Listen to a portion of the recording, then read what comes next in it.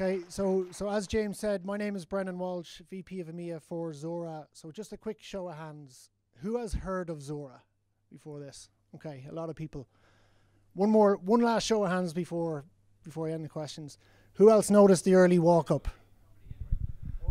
Is the mic on? Maybe speak a bit closer, might be better. Who else noticed the early walk up to the stage?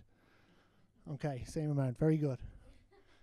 Okay, so we've been on a really interesting journey in Zuora. So I initially joined the company about 7 years ago in my buddy's kitchen in Fulham, and we were a small kind of SaaS startup.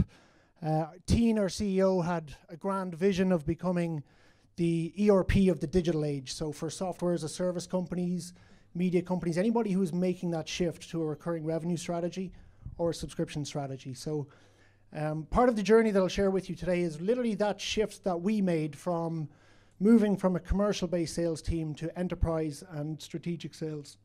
So having joined the company, we were at about a 10 million ARR recurring revenue number.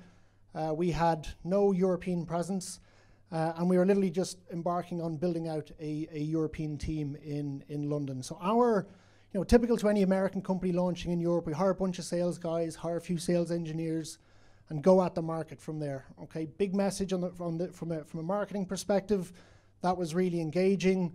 And then anything that came at us inbound, we'd literally just target and try and close deals as fast as we can. So being in a pretty complex enterprise sales environment, you can imagine the amount of churn we had at the back end of our organization, right? Quick deal cycles, quick churns. So we realized about 2015 that we had to do something drastically different, right?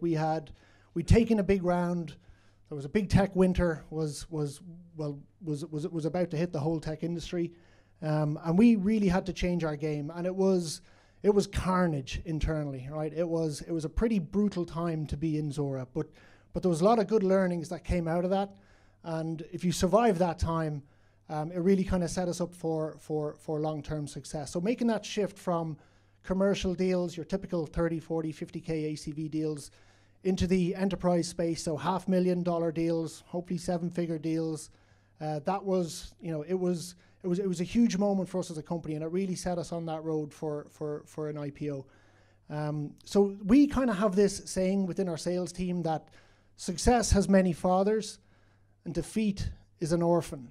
Right, and we know as salespeople, that orphan, that's the sales guy, right, or the account exec. It can be pretty brutal. Okay, so we, having that kind of having that go-to-market strategy that we had at the time of like high level marketing, hit the inbound, we had to change that drastically. So we wrapped the company around our sales methodology. So marketing, we set up big events. I don't know if anybody's seen our subscribed events or anything like that in the past. SDRs into qualification leads. We'd also set out a strategic target list. So who are the companies that we want to be working with in 5 years' time or 3 years' time? And that really defined the shift that we made for this kind of strat approach. Now we kind of break our deals down into technical, commercial, and political pillars, right? So having wrapped the organization from marketing, SDRs, AEs, sales engineers, we'd onboard a customer and then hand them over to the global services team. That was good for our commercial setup. But with those 3 pillars in mind of technical, commercial, and political, we had to make some really interesting changes that had a huge effect on our deal level size and ultimately our business. So within the technical pillar, we did something really interesting. So our global services team, we'd normally sell a deal, throw it over to those guys, and let them implement. But we decided on a really new strategy that has worked wonders for a complex sale such as Zuora's.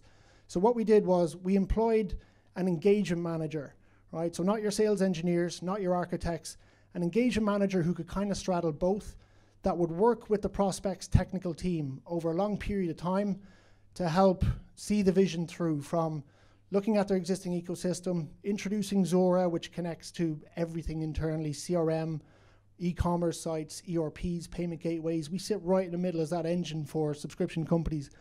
But the engagement manager would be responsible for the technical win. So once we had the technical win in place, we could then move to the commercial side of things. Now, before we would engage that technical manner, the political pillar was really important. So we would like to align all of our deals and all of our projects to corporate objectives or strategic initiatives happening within our prospects business. So at sales stage 2, we did something really interesting on the political side. We would not engage any technical team unless we met with the exec sponsor. So there would have to be a sponsor in Zuora meeting with the exec sponsor within the prospect side to acknowledge that this potential project is linked to corporate objectives and strategic initiatives taking place within their organization. If that meeting didn't happen, the engagement was off. Right? Now that's a tough shift to go through. That's a really big mind shift for everybody to go through within your organization.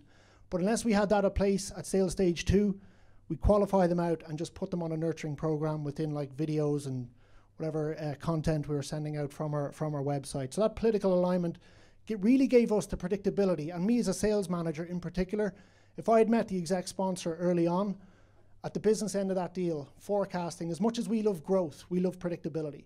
And the ability to forecast those deals was so much clearer having had that initial exec engagement early on in the sales process. So that's the kind of big political shift we made. The commercial one was some of the most straightforward advice we've ever gotten, and that came straight from our CEO.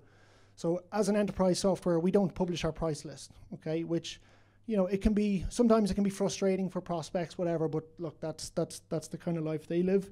So the simple advice coming from our CEO was, ask for more, right? So we obviously had a lot of product development. We had matured our organization. We split our product into growth, enterprise, and 9 editions.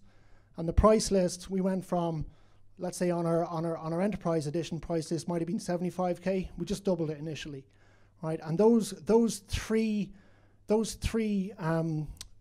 flips within our commercial, technical, and political pillars, they're probably most responsible for us moving from that commercial to enterprise type sales approach, and ultimately had a huge effect on our number. And being a sticky software, that was also a long tail revenue.